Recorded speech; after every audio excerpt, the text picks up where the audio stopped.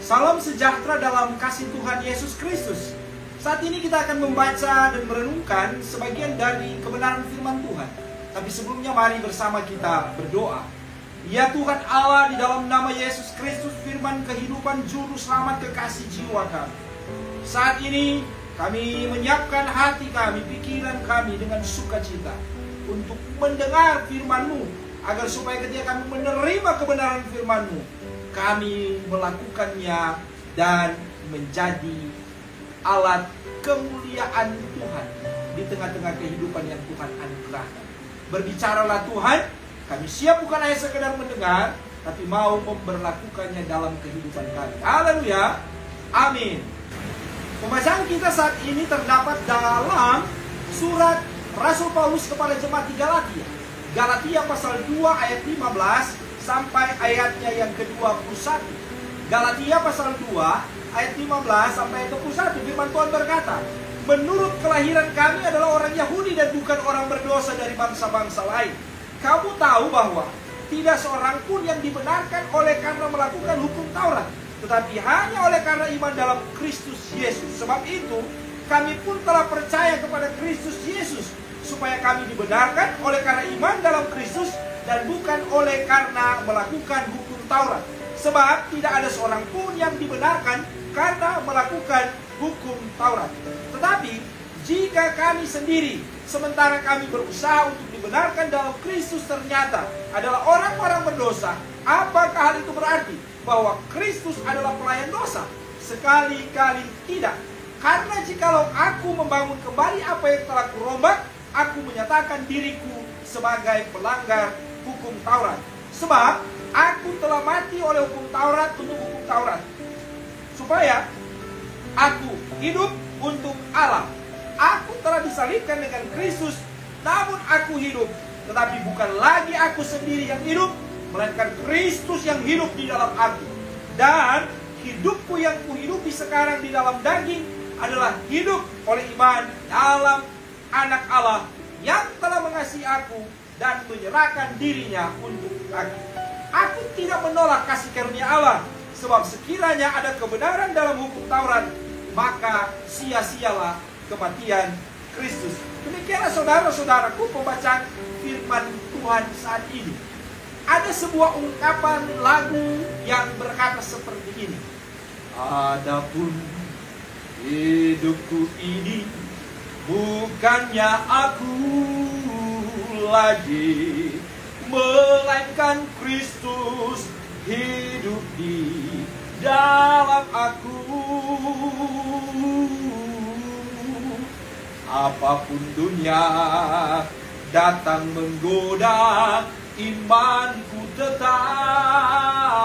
teguh, karena Yesus yang hidup di dalam aku.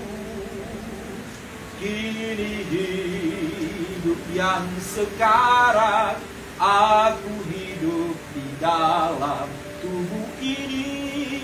Aku hidup di dalam iman kepada Anak Allah yang mengasihi aku dan yang menyerahkan dirinya. Karena aku dulu bersusah cari bahagia, dunia berjanji memberi, namun semua hanyalah tinggal janji. Kini ku dapat dalam firman-Nya jalan rahasia surga, tempat bahagia kekal selamanya. Kini hidup yang sekarang, aku hidup di dalam tubuh ini.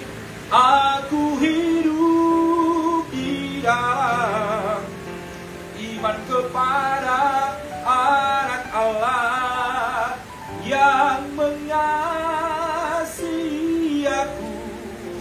dan yang menyerahkan dirinya karena aku.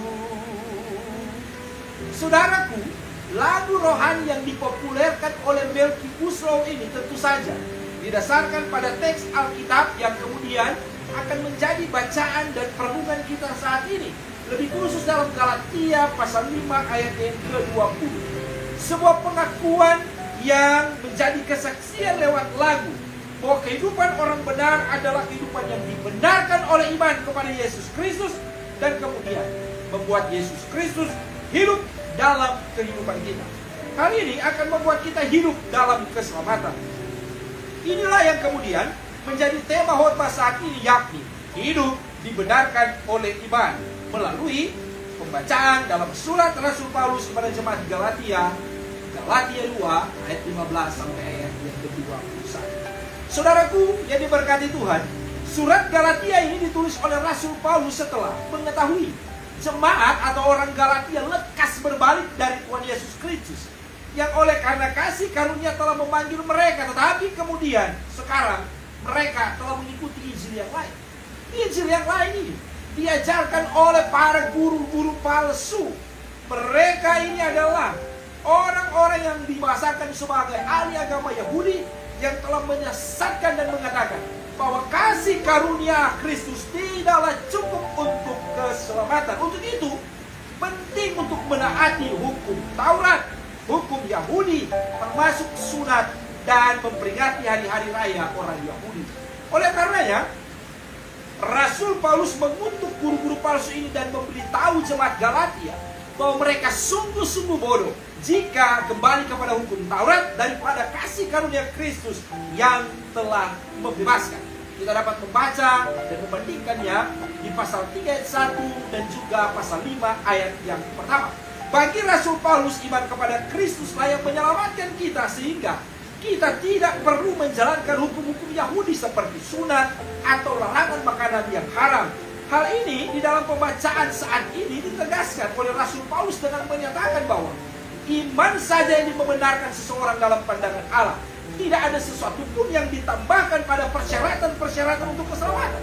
Rasul Paulus memberikan penggambarannya melalui dirinya sendiri sebagaimana dalam teks dibahasakan mulai dari ayat 15. Menurut kelahiran, tinggalnya VC dari kata khusus, secara natur, dia atau kami, Yunaninya humeis dari kata ego, artinya juga dapat dibahasakan kita adalah orang Yahudi dan bukan.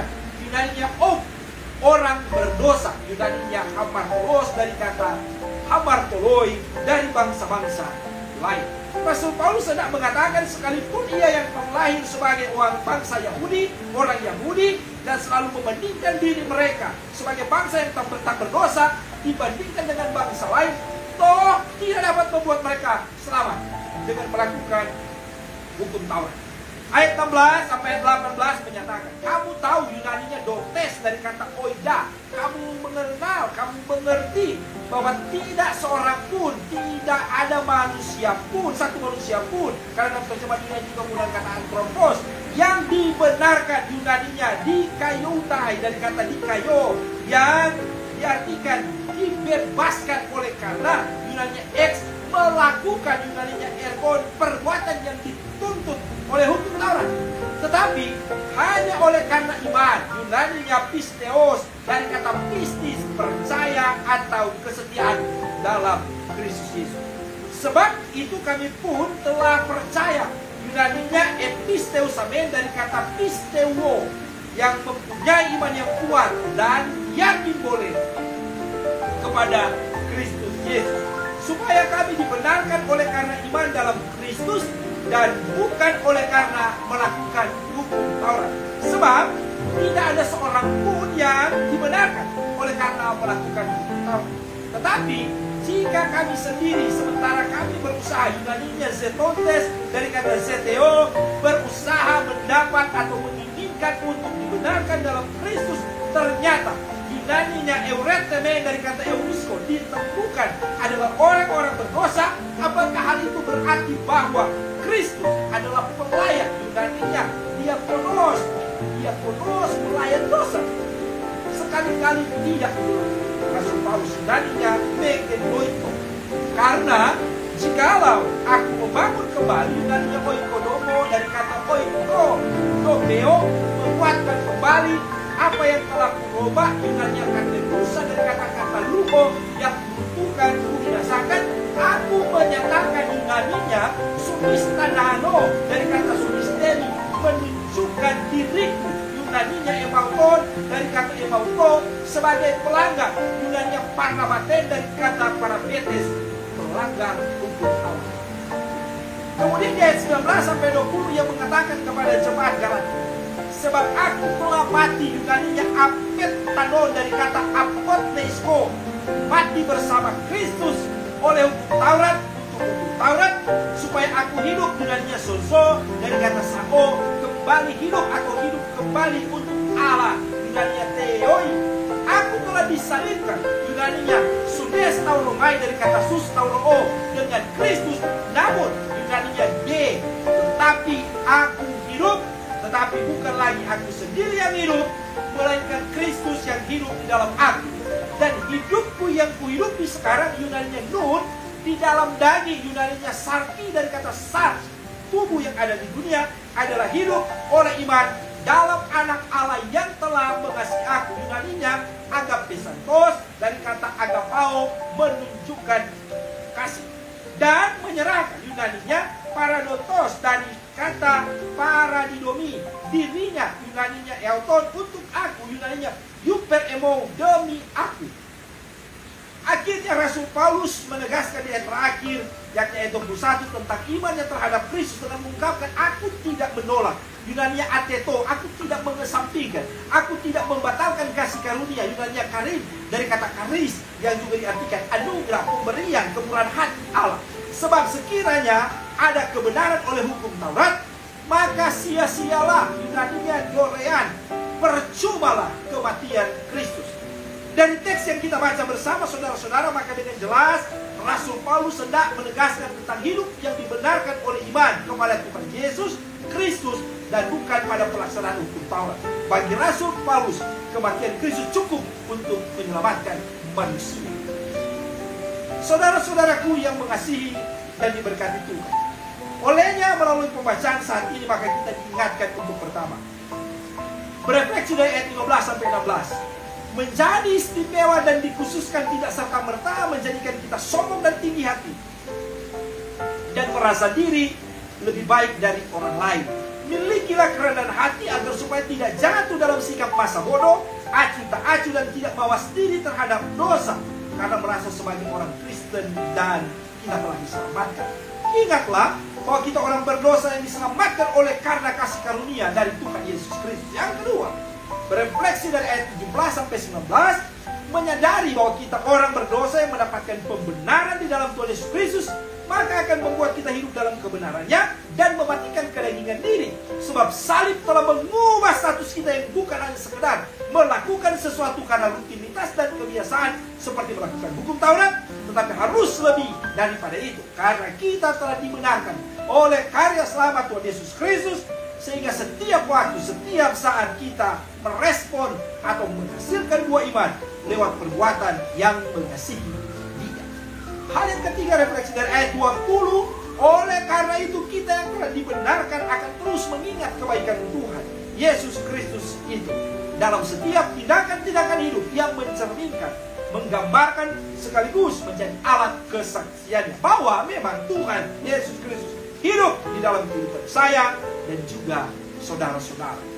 Yang terakhir, yang keempat, berefleksi dari 21, tidak ada satupun usaha manusia yang dapat membuat dia selamat dan menyelamatkan dirinya sendiri dari dosa. Hanya oleh karena kemurahan kasih karunia Tuhan Yesus Kristus telah anugerahnya, maka kita menjadi selamat. Sebagaimana Efesus 2:8-9 juga mengingatkan kita, sebab karena kasih karunia kamu diselamatkan oleh iman. Itu bukan hasil usahamu, tetapi pemberian Allah. Itu bukan hasil pekerjaan. Jangan ada orang yang memegahkan diri. Untuk itu saudara-saudaraku, tetaplah percaya dan beriman kepadanya, dan teruslah melakukan segala kehendaknya, agar banyak orang percaya kepada Tuhan Yesus Kristus. Tuhan Yesus memberkati. Amin. Mari berdoa. Terpujilah Engkau Tuhan untuk kebenaran firman di saat ini. Biarlah kebenaran ini dengan sukacita kami lakukan dalam hidup ini berbuah jadi berkat. Dan kami percaya iman kami semakin bertumbuh karena kami mengasihi dan mencintai Engkau.